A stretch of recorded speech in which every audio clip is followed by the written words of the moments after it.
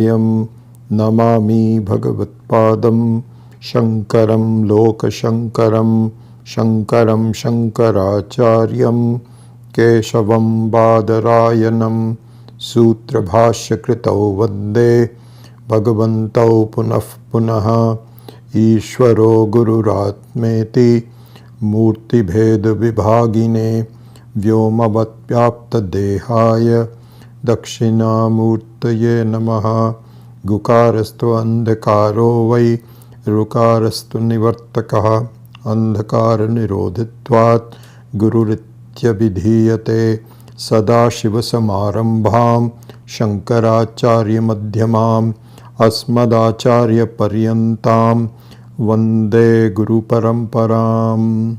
Om Sahana Vavatu Sahanau Bhunaktu Sahaviryam Karavavahai Tejasvinavadhitamastu ma vidvishavahai.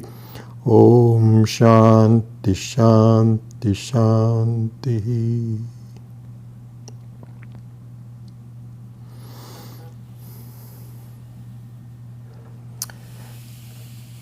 So I had mentioned in the WhatsApp message to you that for the next maybe one, maybe two classes, we will do a special topic that is different from, they're all related, so it's not as though they're opposed or irrelevant, but nevertheless a separate topic from the Brahmananda of Panchadashi. And I'm hoping that this is okay with you, that we can interrupt the regular class topic from time to time to take a slight detour based on some specific reason, not just wander around. That's not the objective. So here what happened was that on Sunday, the 14th of August, our Sailorsburg ashram had their 36th anniversary.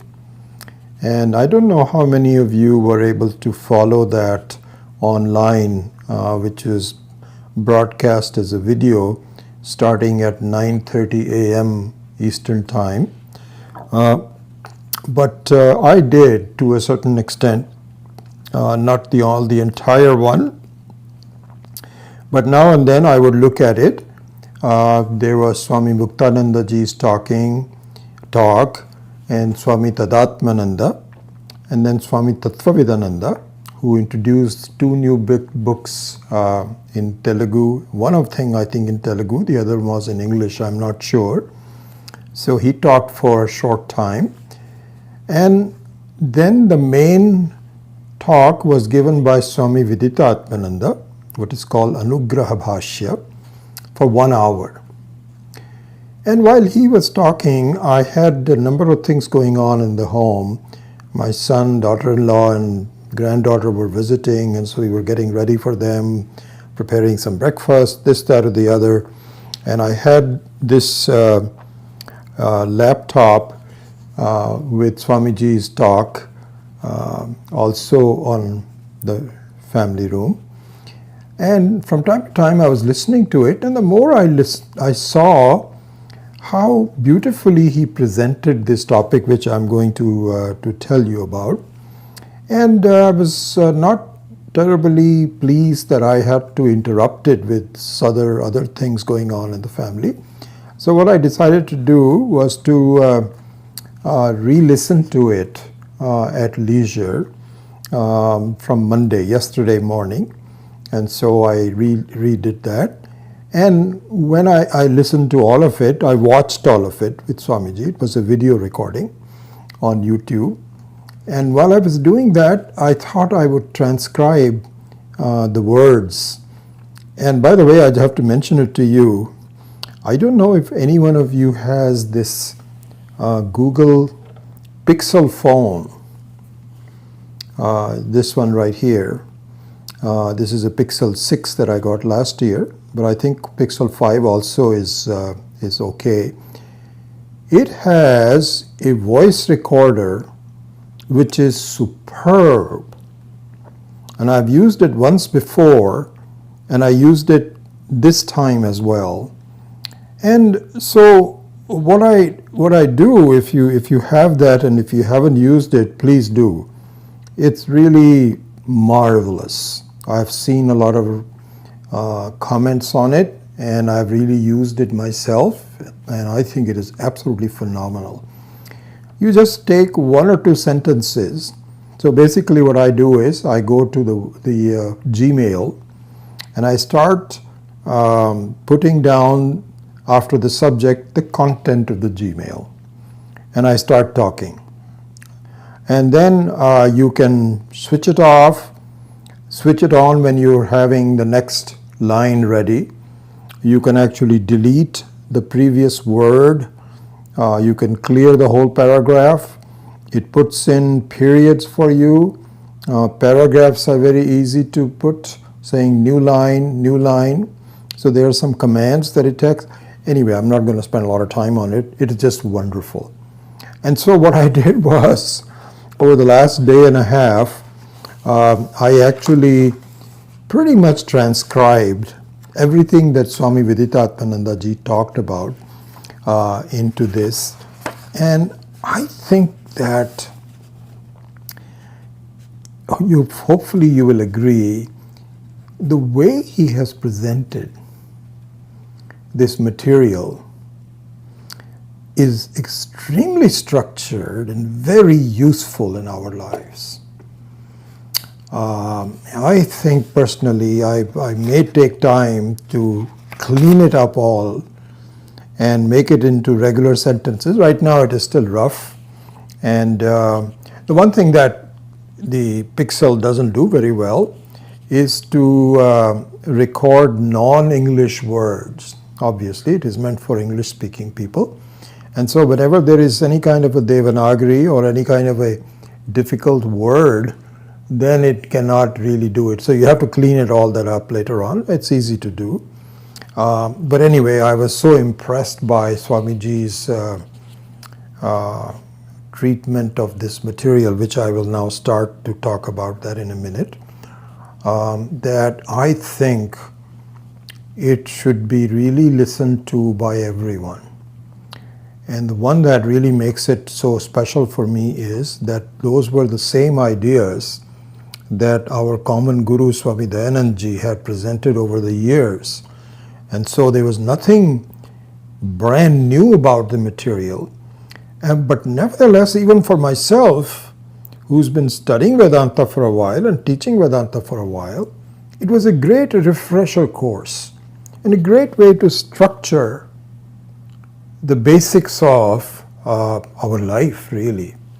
I would say if we go through this carefully, which we intend to do, in fact, the basic messages of the Bhagavad Gita become very, very poignant, very effective in shaping our ideas and our conduct of life and so on.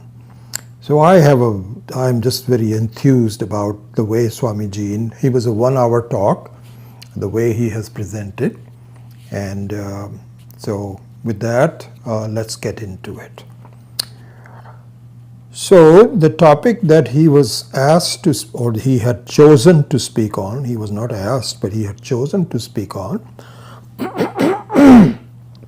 pardon me, is called Anasakti. Anasakti. And Anasakti is the opposite of Asakti. Asakti, and we've actually used that word before. You may recognize when I was unfolding Swami Maheshananda Ji's talks, as something where you just cling on to. You are so attached to it that despite pointing out that there are some issues and problems with it, you are not willing to give it up. You recall the examples I had given was that of a member of the Republican Party that may feel inside as their conscience that some of the conduct of the Republican leaders, President Trump and others, not just Trump, but the entire Congress, is not right. But they have a commitment to the Republican Party. And somehow they close their eyes and say, you know what, I was something wrong, but it'll go away. But my main focus continues to be the adherence, the Anasakti. This is where how the word Anasakti was used. And this is just an example of the Republican Party, or the same thing on the Democratic Party. But we do the same thing in our life. This is the issue, as we will see. And so the issue is that the Anasakti means we are so attached to doing things in a certain way that it inhibits our progress in life, which is hurting me, which is hurting us, and should be given up. It really should be given up. But for whatever reason, and we will go into this reason a little bit more,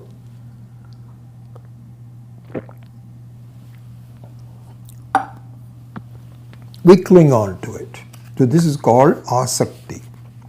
The opposite to that is Anasakti, which means detachment, which means, I really quite honestly, if you look at the way Swamiji has presented this, the way to detach yourself, it is not only the final detachment, but the process of detaching. We're going to examine that at some length. Okay? So this is the meaning of the word Anasakti, detachment. Pardon me.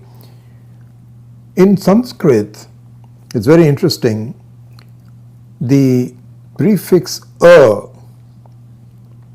means the opposite of something. Isn't it? You know this. So, for example, truth is called Satyam.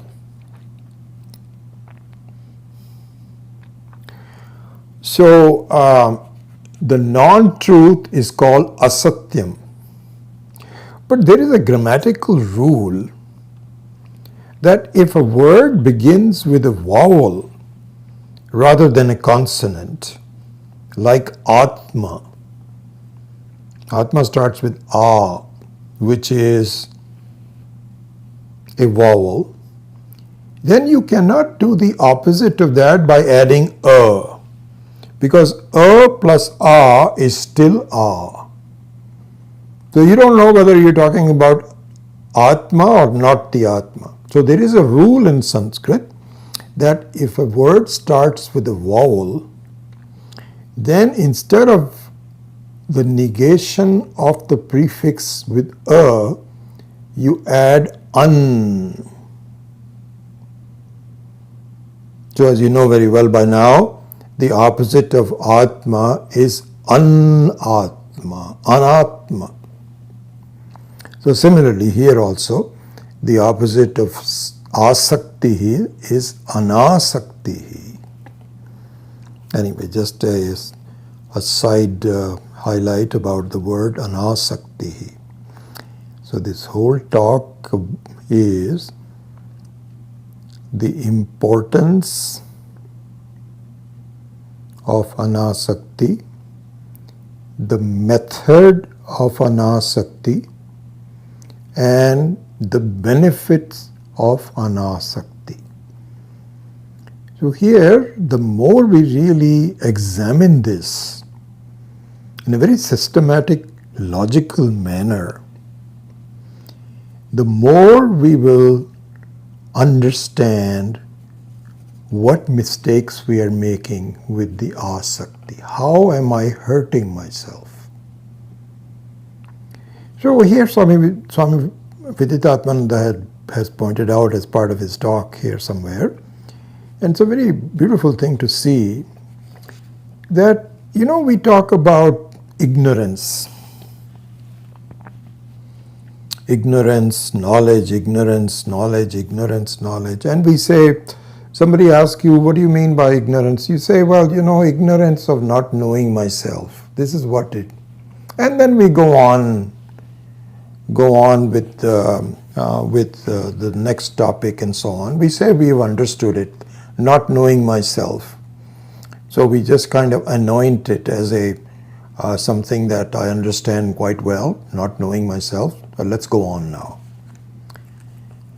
And in fact, this is very interesting. In the initial some of the books, the one that I've been studying recently has been the Aparoksha Anubhuti. I mentioned some things from it the other day.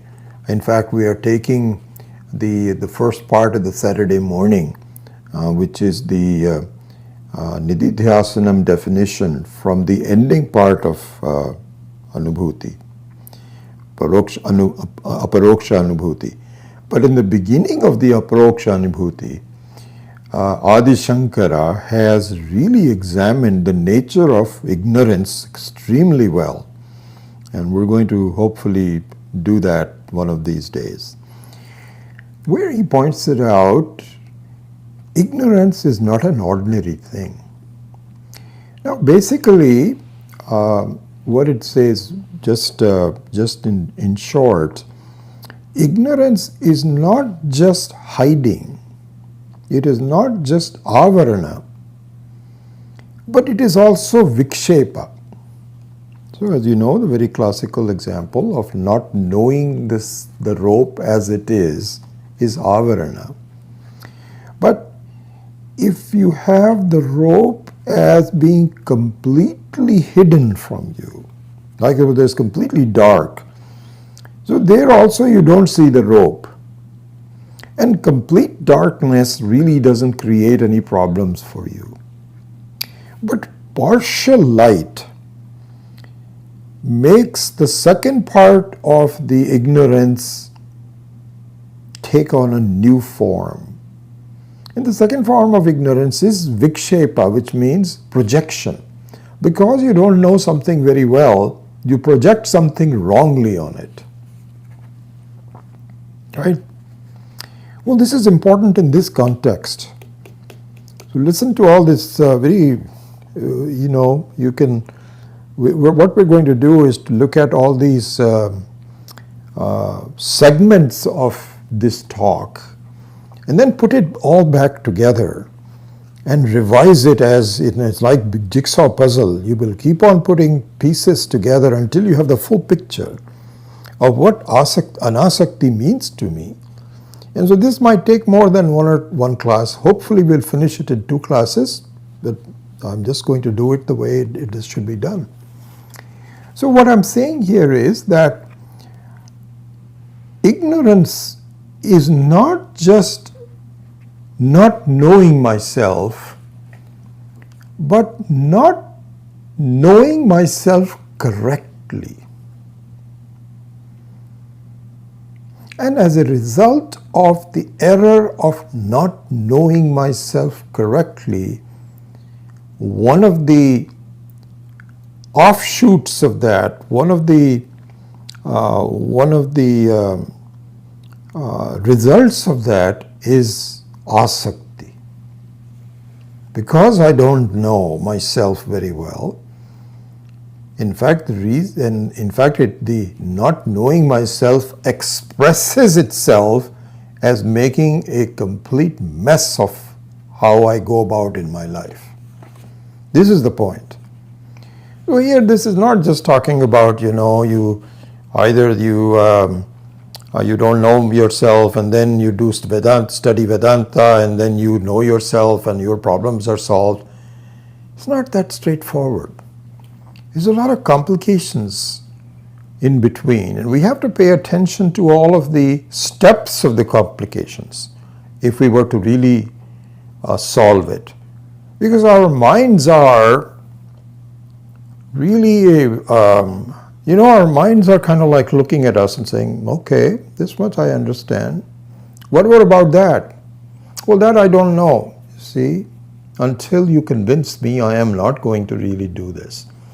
And so the whole process, Swami Viditatmananda points this out several times, that it's really, it is how to understand where I'm making the mistakes.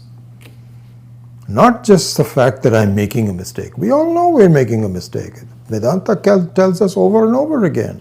It's tired of telling us, and we are tired of hearing it. You're making a mistake. You are the free person. You're not the body. And after a while we say, we've heard all that. So, but the issue is, so what do I do about it? And then we have strange ideas about, I see this every day. My gosh, if there's a repeated expression from my own students that I hear every day, I get this. Sometimes in collecting all of this information about who should I send the WhatsApp to. Is it some recent students, some of the older ones? So I try to do as much as possible. I try to reach out for the last, because I've probably had 400 or 500 students in the last 20 years, and most of them are gone. They're not with me. And I'm just curious, so some of them I would ask and so on and say, what's going on with your life? How are you doing? And they will just tell me, I think we have really listened to your classes, and now I'm just practicing in my life. This is a common refrain. If you have also recently, some of you have recently told me this, and then you fall under this category. It is not just that. It is to really understand. It's not a question of theory and practice. It is to understand where the theory is not really working for me. The so-called theory. It's not a theory. It's not a philosophy. It's the truth. How is it that I'm not able to see the truth? And you cannot do that until you see, this is the process of debugging. We have talked about this, that any software engineer or hardware engineer knows this very well. It is supposed to work, but it doesn't. And how do you do that? You don't throw the whole thing and redesign it from scratch. You just go through systematically, step by step, and say, okay, this part works, but this part doesn't. Why doesn't it do it? You just localize your search on that. So this whole treatment of Anasakti should be seen in this way. This is how we're going to proceed. You will see this. Okay. All right, let's start. As I said, there will be many segments to this. So let's pay attention to each one of the segments and try to understand the segments. And perhaps the whole picture may not emerge until we have gone through a good part of it, if not all of it. So be patient. But we have to start somewhere. All right. So to start with, we have to examine the distinction between love and attachment.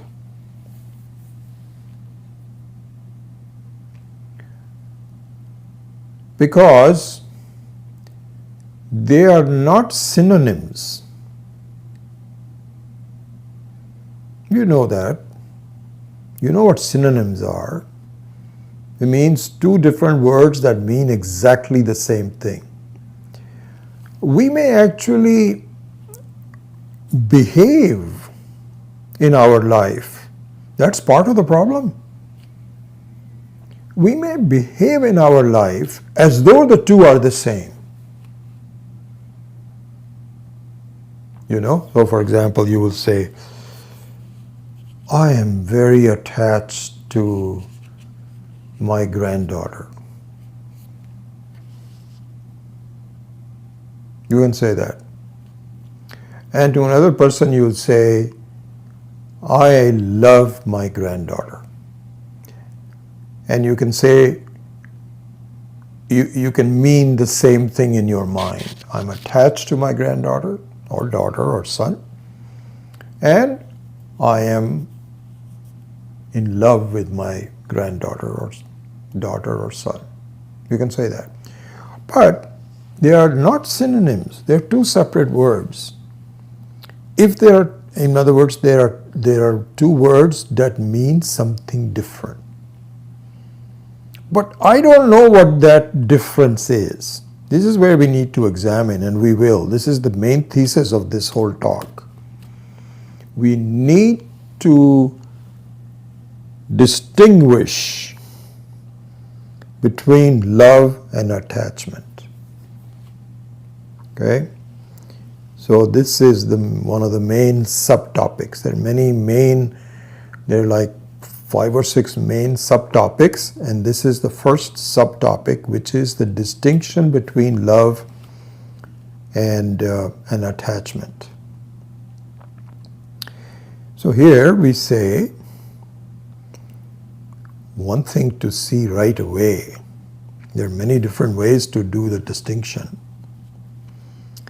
One way, and in fact I think Swami Viditatmananda did not touch on this one aspect, so this is, I'm adding it because he had 1 hour, and so he had limit. It's not as though he doesn't know. That's not the point.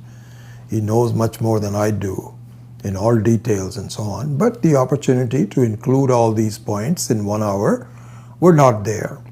He was given 1 hour to talk at these 400 people sitting there. I am free. I can take 1 class, 2 classes, 3 classes. I hope you're still with me.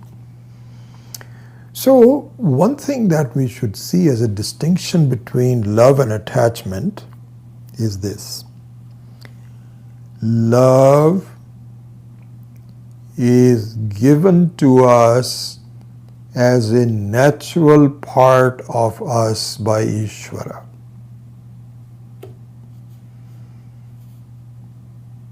You can say this is Ishvara's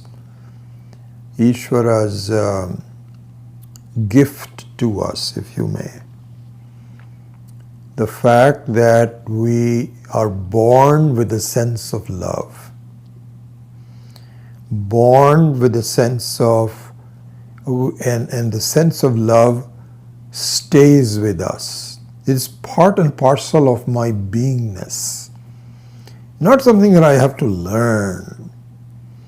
No parent has to say, baby, do you know what this word L-O-V-E is? L-O-V-E, love, or in Sanskrit called priti. You have to learn about that and see what it means. None of that. You can say that from a grammatical standpoint. But love is very endemic to us. Every child is born with it, and the whole life is governed by love. Some more than others, but it is a very natural part of it. Contrasted to that, attachment is a creation of the jiva, not of Ishvara. Of course, everything is a creation of Ishvara. But what it means is, you will always have love, you may or may not have attachment.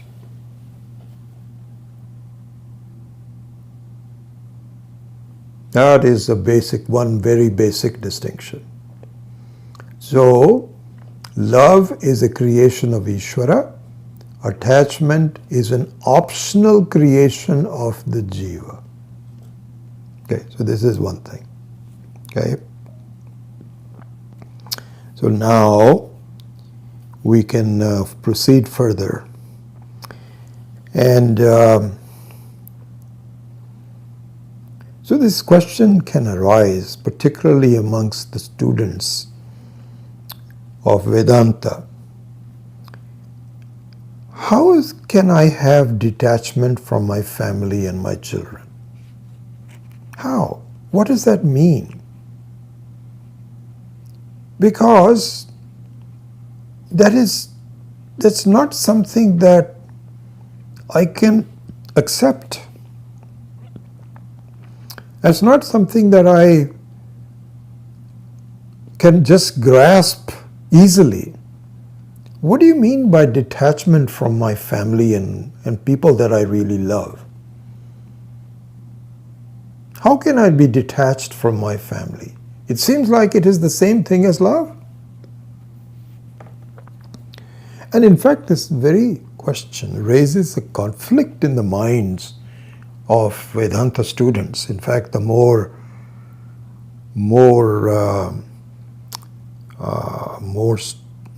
you have studied Vedanta, the more this conflict comes up. What is this conflict? On one hand, the Vedanta says, give up desires, give up conflict, give up attachment.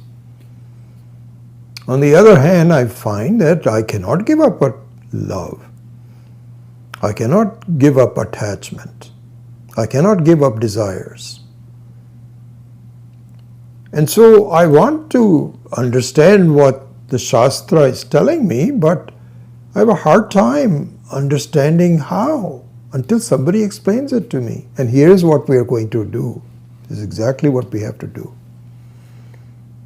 Okay. So this question comes up, and in fact it creates a conflict in our mind which inhibits our, really almost like injures the Shraddha towards the Shastra. As Swami Maheshananji says, that these doubts are the ones that keep us from making progress. Doubts meaning that Shastra says, yes, you should speak the truth, as we have talked about it many, many times, and nothing new. But this is the reality, there is corruption, I cannot function without this. So Swami Maheshananji used to say, you know what that means? That means I have a doubt about Satyam, the efficacy of Satyam. I have a doubt about the power of Ishvara to be just. I have a doubt about it because I find people are cutting corners and they're doing quite well. So it goes against the grain of what Vedanta says, that everything is all hunky-dory, it's all very well structured. People who are doing bad things will be punished, people who are doing good things will be rewarded, and I don't see that. So yes, I want to, on one hand I want to have the Shraddha, and I want to study and so on and so forth, but so here also there is a conflict, that I am told to give up attachment, to be detached, but it doesn't make any sense. How? So it has to make sense, and this is what we're going to do. So here, the first step that we take in trying to do the distinction between love and attachment, because that's what we are trying to do, that is the main subtopic, remember, is to see that attachment, and we will explain what attachment is in more detail as we progress, but attachment is a dirt on the purity of love.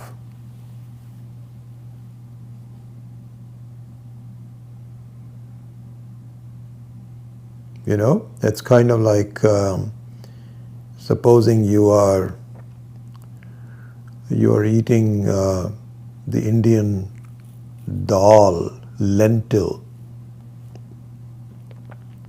and mixed in with the lentil, which is supposed to get softer as you cook it until it becomes kind of nice and fluid, and then you can just eat it. Mixed in with that are some pebbles. This happens, in fact, nowadays I find the pebbles are much less, but when I was growing up, that was one of the functions of the ladies of the home, to take a bunch of dal and keep on sifting it and separating the pebbles, which is the same color as the doll. Because if you eat the doll and start to chew it, your teeth will break because of the... So the pebbles are an impurity to the pure doll.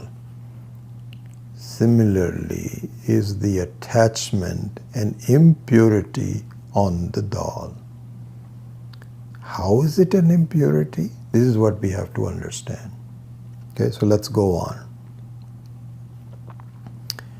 What attachment does is to add a new element to love. And that element, which is the impure segment, as we have discussed it so far, that impurity of attachment means expectations.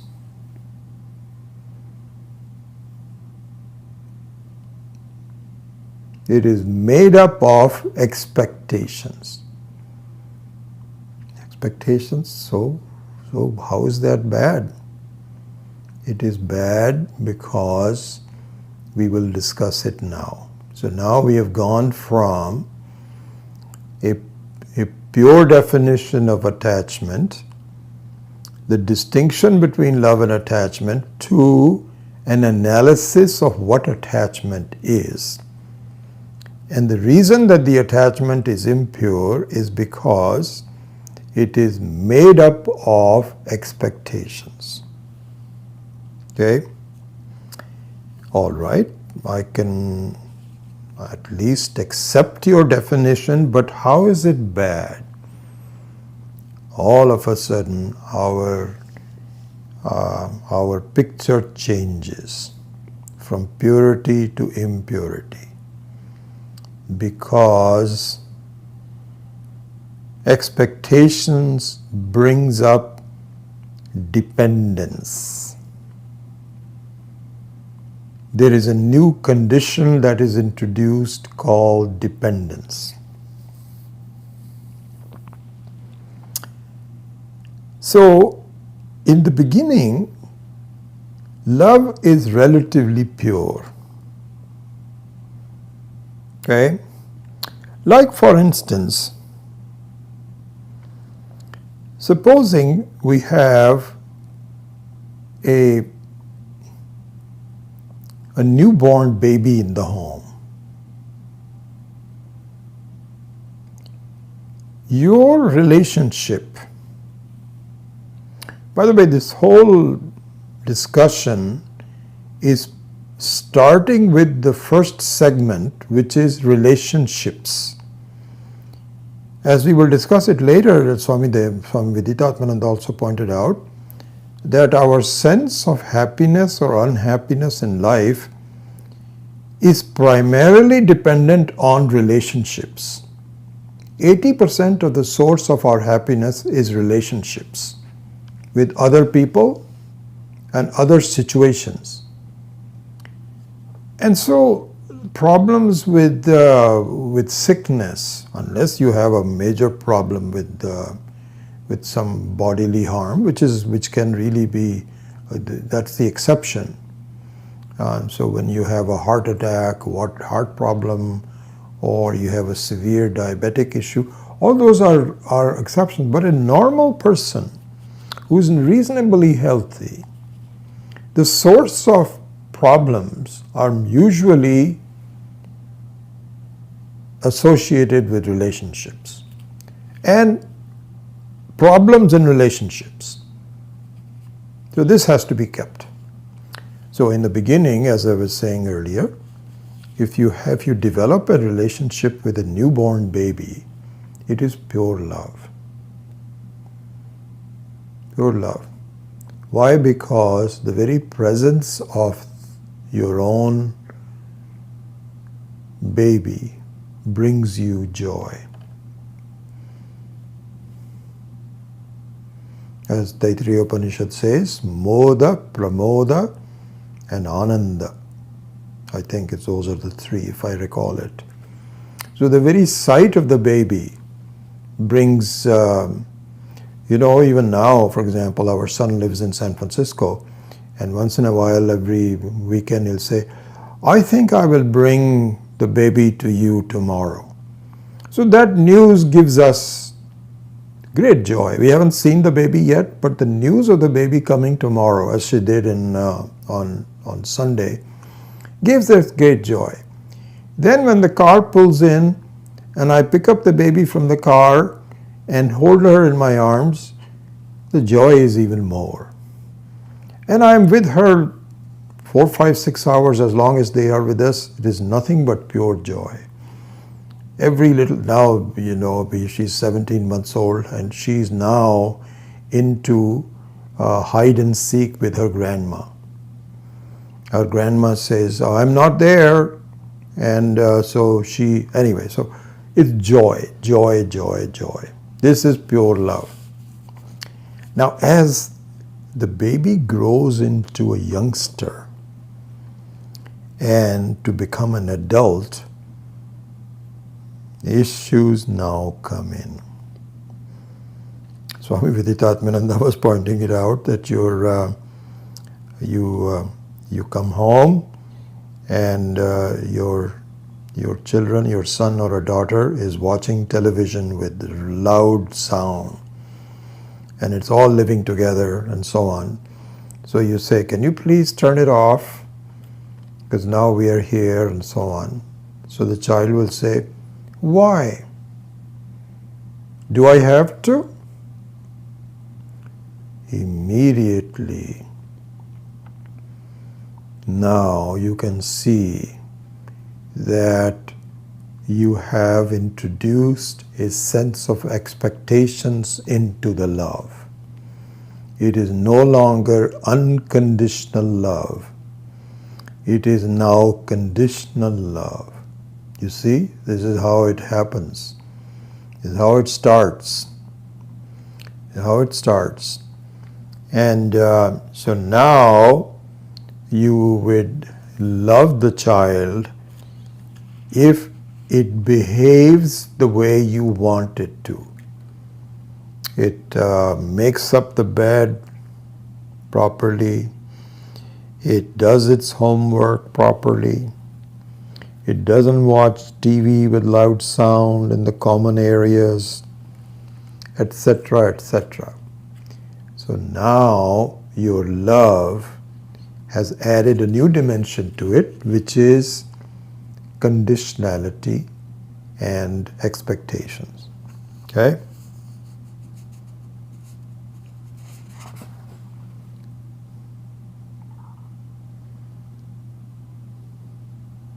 All right. So here we can say, Swami Dayanand Ji used to say this very well. He says, look, excuse me.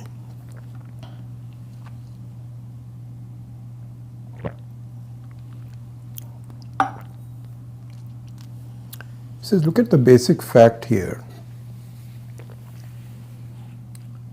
Why do you love nature?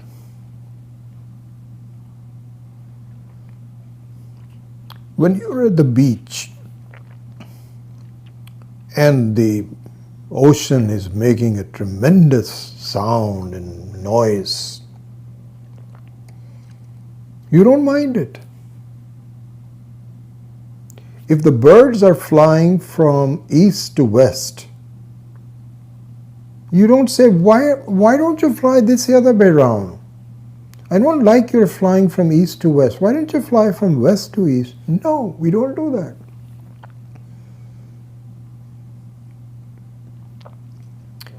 If the trees grow in a certain way,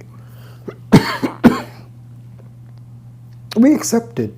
It's the way how trees are. They grow too fast sometimes. I have a couple of, my gosh, I cannot believe it. I've been in this house now for 35 years. And less than that, probably about 20 years or so ago, I remember my housekeeper gardener.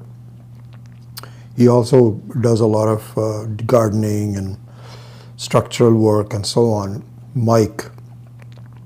So he and I together uprooted an oak tree from a place where it was growing, and we dug the holes and we uprooted it and took it to a new place where we think it should have been, and dug a hole and put that in.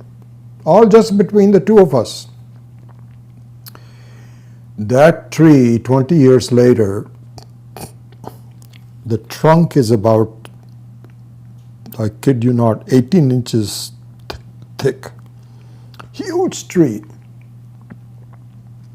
And I don't mind it. This is very natural. So my expectations from nature are filled with love because I don't have any expectations. Mountains are mountains, oceans are oceans, trees are trees, birds are birds. I don't have any problem with that. The problem comes in when I have a similar relationship with human beings. Because each human being is born with its own needs, its own expectations, its own way of being what they are. And oftentimes it doesn't jive with my expectations. And so my relationship is often a source of unhappiness to me, unlike my relationship with nature. Another example of this is my relationship with pets. Why do we see so many pets? My goodness. You go on the street and it is almost unusual to see someone without a dog. What a change that has been brought about.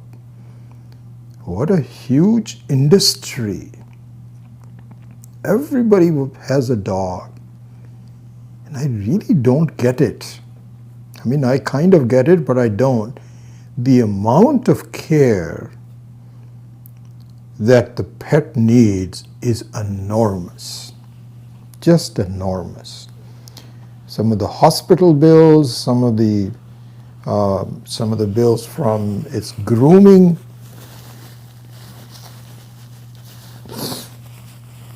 all of that. And yet people have it. You know why? Because the relationship with the pet is unconditional. The pet doesn't demand anything from you other than just normal food and so on and so forth.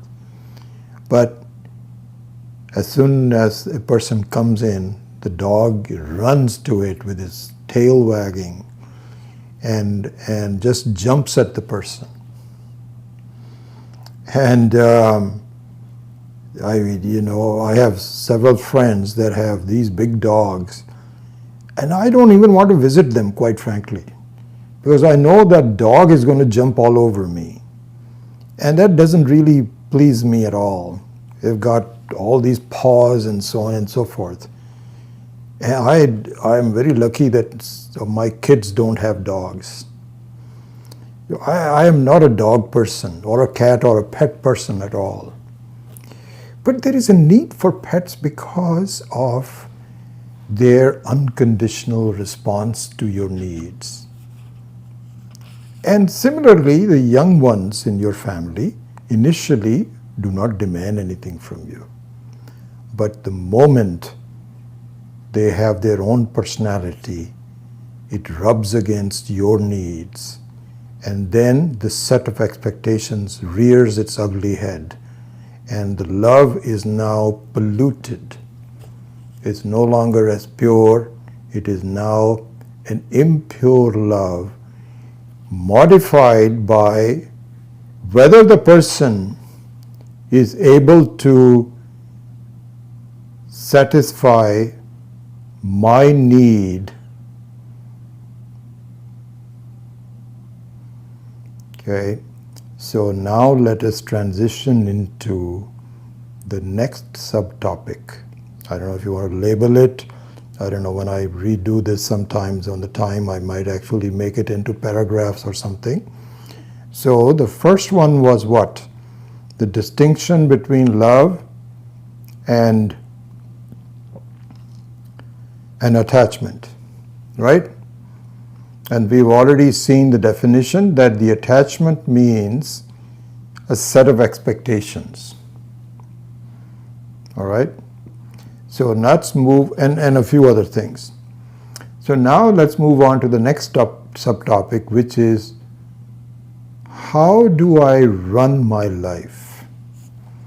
What are my expectations? Okay, so let's do this. So here, on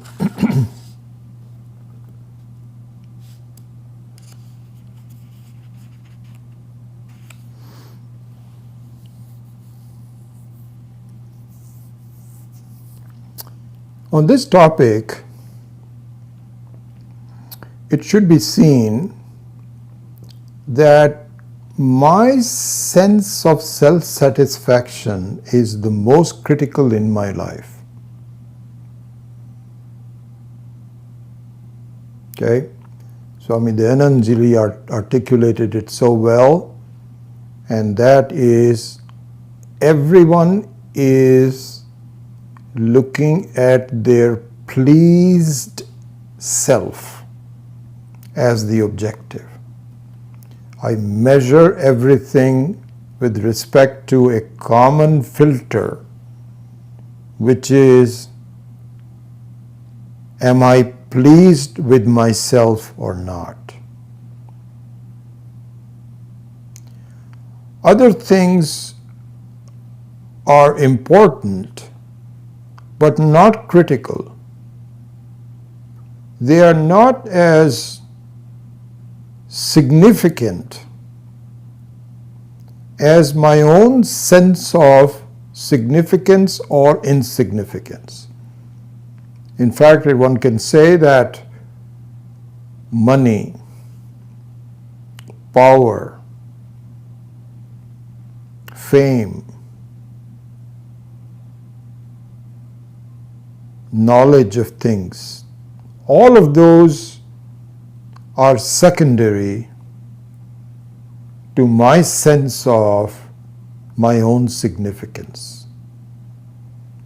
If a person is reduced to a sense of insignificance, that overcomes all other accomplishments and makes me unhappy. And in fact, our acharyas used to say that, really speaking, the most important thing that any one of us are seeking, any one of us is seeking, no matter whether we are an engineer or a lawyer or a doctor or anyone, is a sense of significance and self-satisfaction. This is the most important thing. So this should be seen as the very basic filter through which I view my life.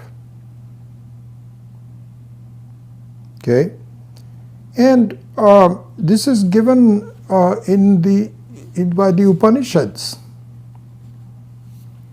So in the Brihadaranyaka Upanishad, I think it is, or from Chandogya, I forget, is a very famous statement, Atmanastu kamaya sarvam priyam bhavati.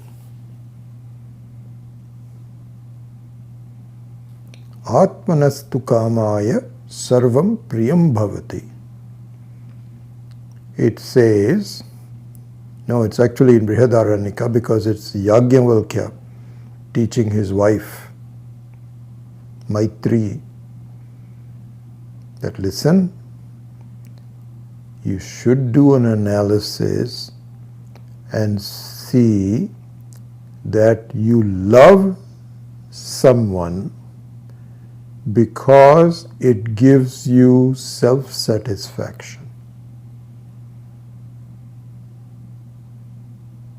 Your sense of self-satisfaction is not debatable. That is the sthiram, that is established. Now you look at everything in your life with respect to whether they can please you or not. If they don't please you, then you don't love them.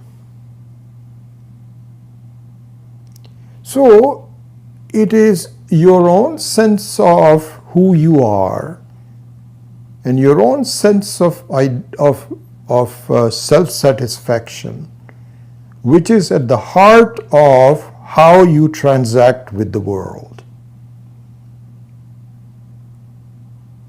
As long as a person pleases you, you love that person.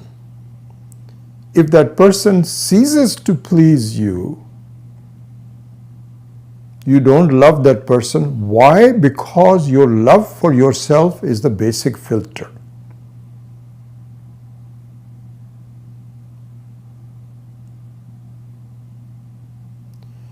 And also, so this is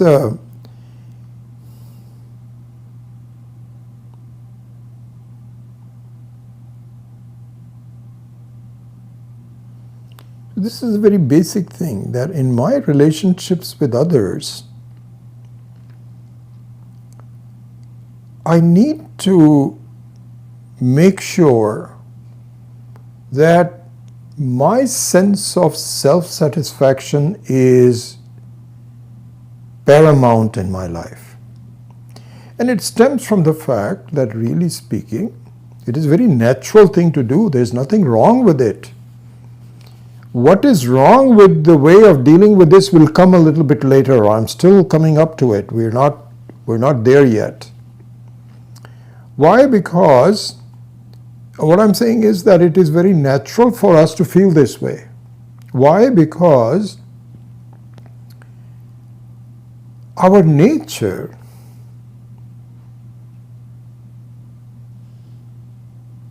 is that we are complete, whole, perfect, requiring nothing. This is our real nature. And we are that nature whether we are born or not born. And as a born person, as a human being, that is my real nature. But because of self-ignorance, I don't know that. Instead, I take myself to be a needy person. I'm very needy. I need to be pleased. And I don't have all the levers that enable me to please myself. This is an important point. So please think about this. My nature is non-needy. My perception, because of not knowing my real nature, is that I am a needy person. And I am incapable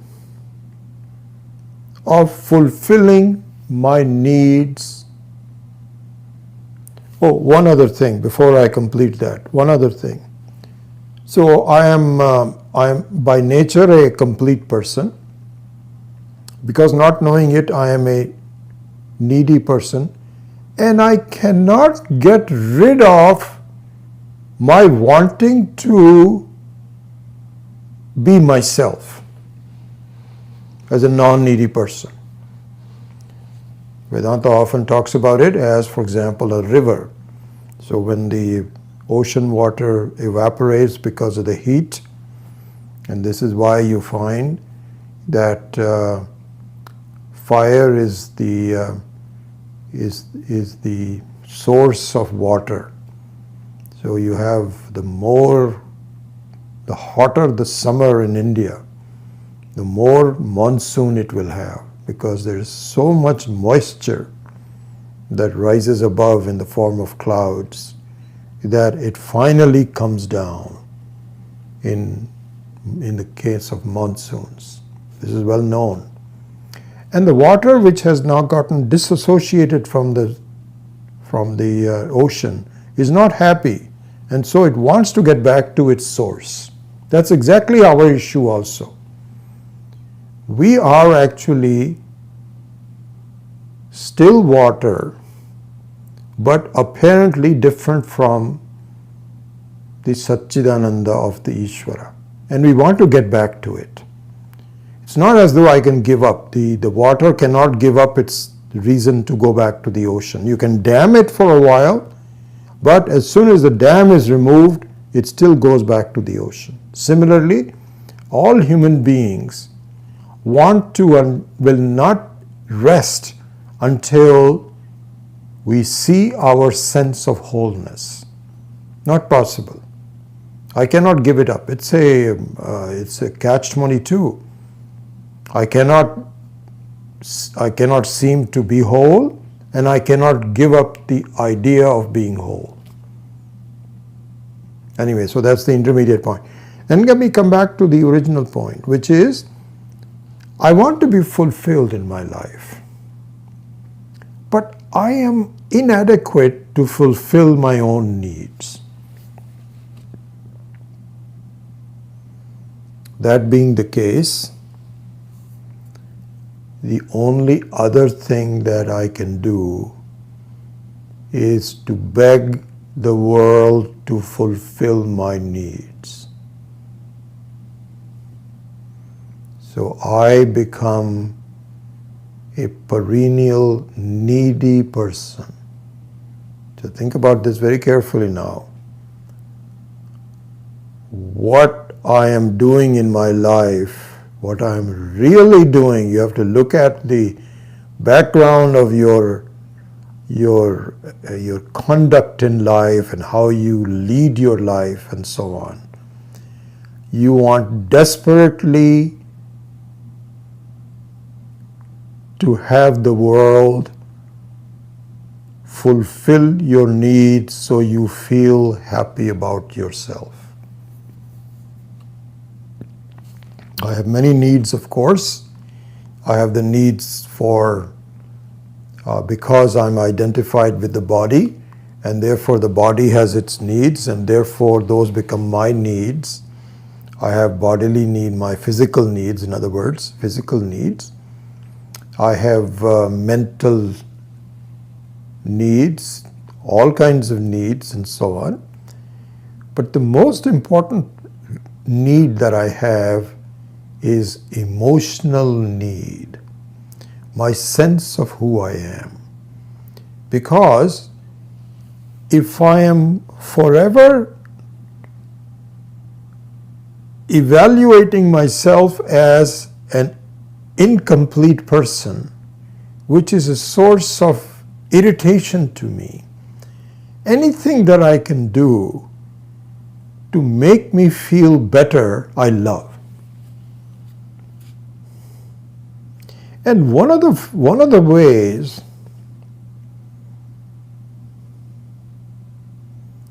I would like the world to respond to me to make me feel better is if I ask for it to please me, to praise me, to fulfill my needs. And that doesn't seem to be very reliable. It's not very constant.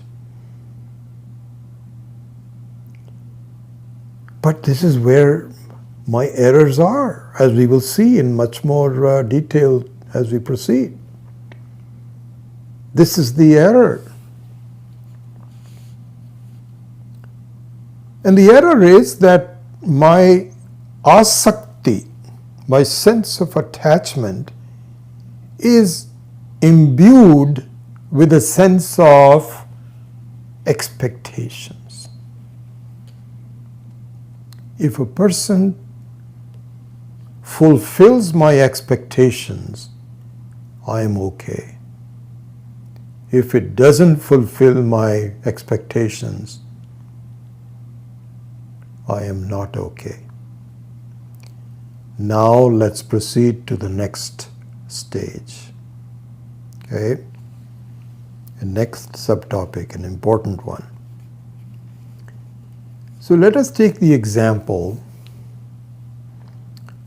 of this toddler who was all love to a youngster who starts to question, do I have to keep the TV on? To an older child, daughter or a son, who is choosing college or choosing some vocation, and you ask the person, so what are you thinking of? And the person says, you know, I really love history, and I also love music. So it's more likely that I'm going to study one of those two. This is less prevalent here in this country, more prevalent in the Indian subculture, but even amongst the Indians here, this is very disappointing to the parents who have been bringing up the children with an expectation. See, remember this. This is what it is. You love your child, but over the years, that love has become impure because of the introduction of expectations. And now it is coming to a head. You ask the person, what do you think you're going to do? The person says, I really don't know. This is another source of problems to the person. So look at this very carefully. We're going to examine this in some detail. So this becomes a problem. Okay? Why does it become a problem? Let's examine that.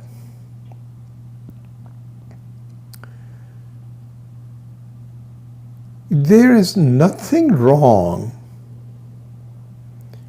with studying history or music. Thousands of people do. And it doesn't bother you. You don't pick up a magazine or a newspaper and find that the music schools are full. It doesn't bother you. Oh, good. I'm happy people are studying music. Or that they're studying history. History of Europe, Second World War, Mughal invasion of India, the enslavement of the British by India, all of those kinds of things and so on and so forth, they are all studying. So my brother's son, one of my nephews, is an he studies birds. What is it called? Orthodontist. I forget. I used to know this. I don't know. I'm stumbling. And if you talk to this guy, and he's done a PhD. He's done a PhD on the study of the mating habits of certain birds in South America.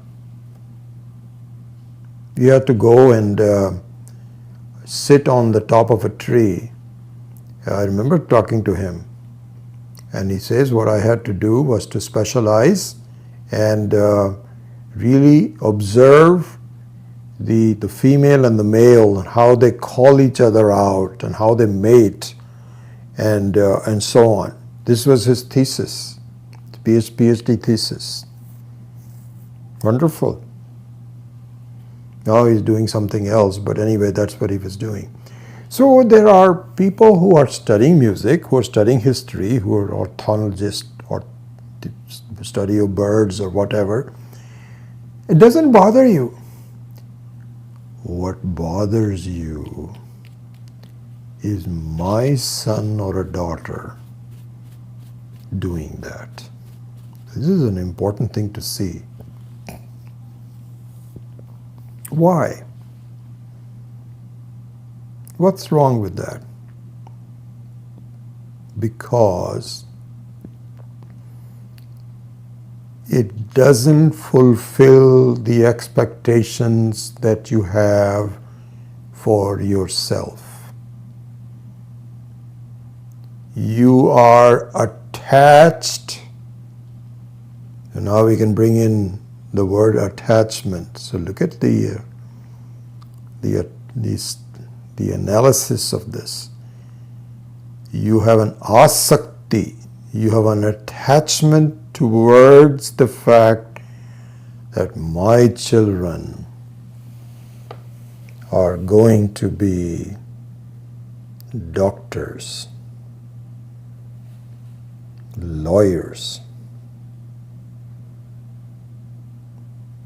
That is my expectation. And if they do not fulfill their expectations, I become unhappy. You still love the child. It's not as though you've disowned the child. You don't say that, don't talk to me again, and I'm not going to give you any more college money. No. You're still in love, and you still call them up and say, how are you doing? What's happening with the dorms? Are you comfortable in the new college? All of that is love. But deep inside, you are highly disappointed. Highly disappointed because you have a certain image of yourself that it must. And so now your friends say, so what's your son doing these days? You'll say, I don't know yet. You actually lie about it. You know very well that he's going to music, which doesn't earn much money at all, and he has to be dependent on you. But you hate to admit it to your friends. So this is a very important thing for us to see. What it says is that a sense of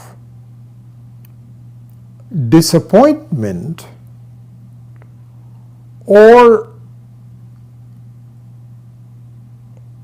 satisfaction about, like for example, I was just talking about my nephew, and so that doesn't bother me. But it very well could have if my own son was doing it. Why? Because this is the thing. Because my sense of expectations and attachment is attached to me.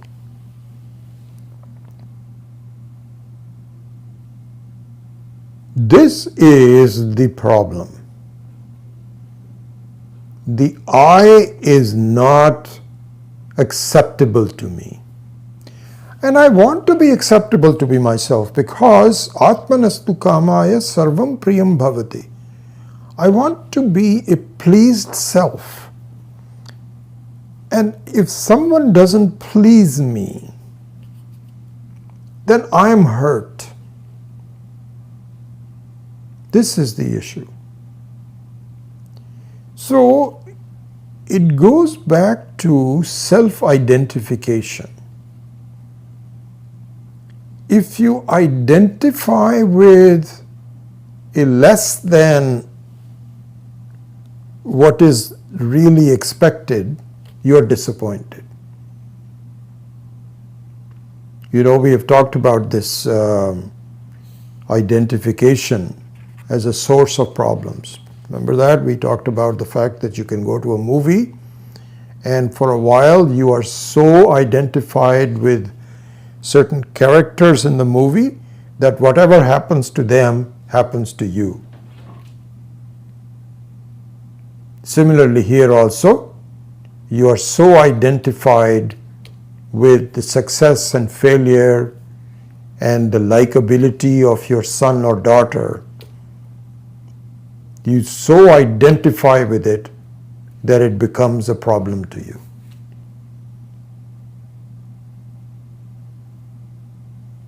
Okay?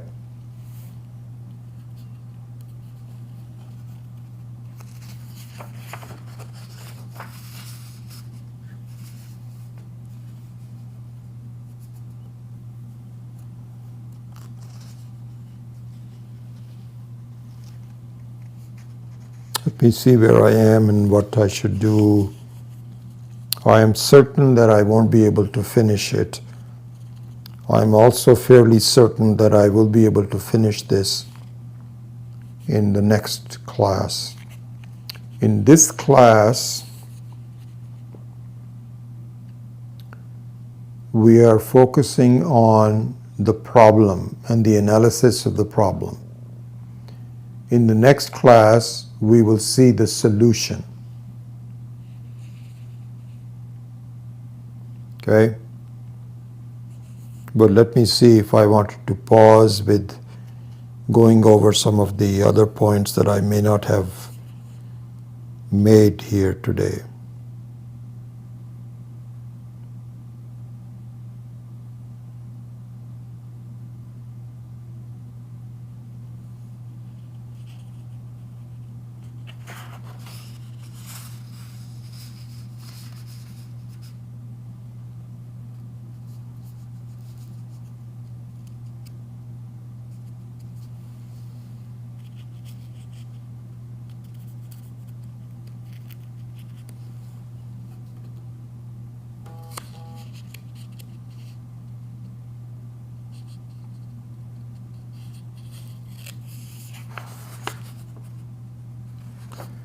So I think we can kind of summarize and take a break for the next class next week.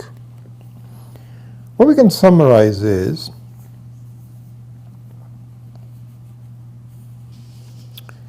that the moment you have an attachment to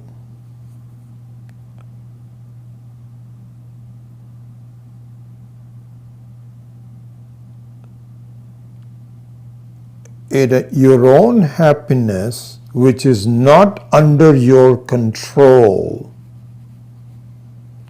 you have a problem. You see, that's the thing. If you do not have, if you abdicate your sense of well-being to a number of factors that may or may not cooperate with you and generally don't,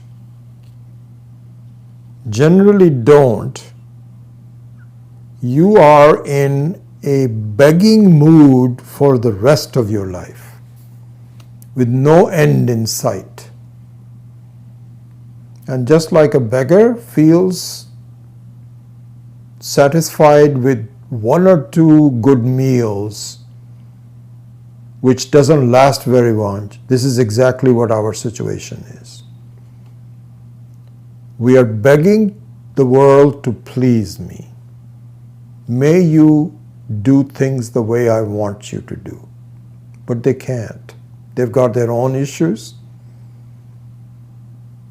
And whether they have issues or not, the way they are, they may be consistent with your needs. They may not be. Most likely they will not be.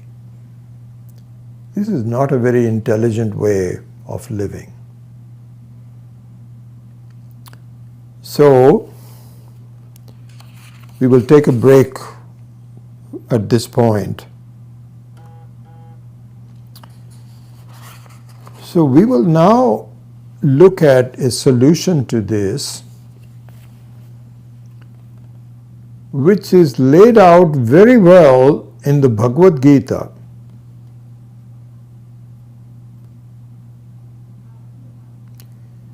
In a layer by layer analysis of where things go wrong for me, and a layer by layer analysis of what I can do about each one of them, to a point where my sense of dependence on uncontrolling things diminishes, and my sense of satisfaction with something which is very steady increases. That is wisdom, isn't it? We call it knowledge, but that is the wisdom. For me to be at the mercy of a changing world, always wanting to be okay with it, is foolhardy. Why is it that I don't understand that there is a source which is steady and predictable and friendly? Isn't it wisdom? Isn't the lack of it stupidity? But I don't understand my stupidity until it is carefully explained to me. That is the problem. So the learning doesn't mean just Shravanam and looking at different Upanishads and this, that or the other. It is vichara. It is thinking. It is to analyze and to be firm and very clear, not firm, but very clear about where the mistakes are. What can I do that? So this we will take up in more focus next time. And I think that with the two segment class, we will conclude this section on Anasakti based on this excellent talk by Swami Viditatmananda. And if you have a chance, you can actually go to the ashram website and go to the online streaming. I think there is a streaming. You can go to the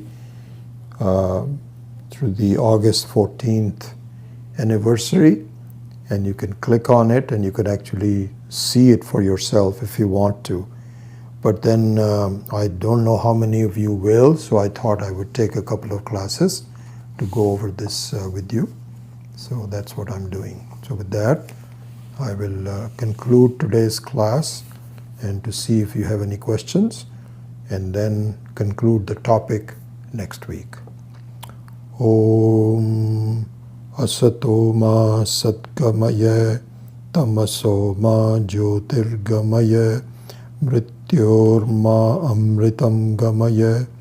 Om Purnamadav Purnamidam Purnat Purnamudachyate Purnasya Purnamadaya Purnamevavashishyate.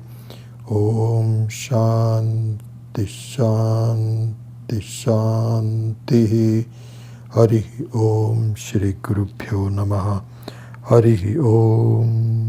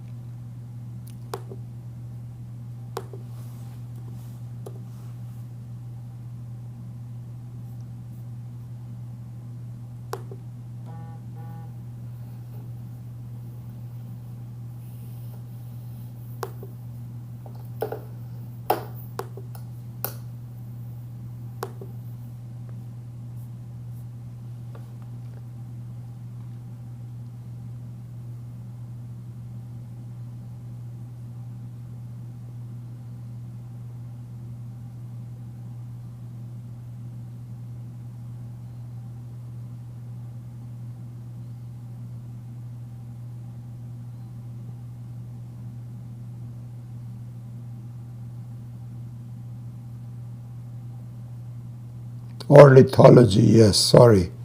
Ornithology. Thank you.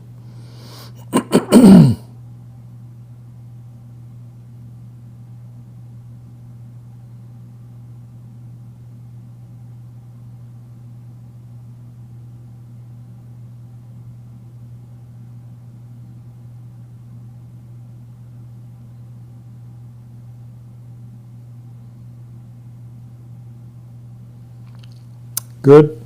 Excellent. Thank you all for being there, being in the class and listening to this. And if there's no other questions, then I will continue this in the next class. Okay? All right. Thank you. Hari Om.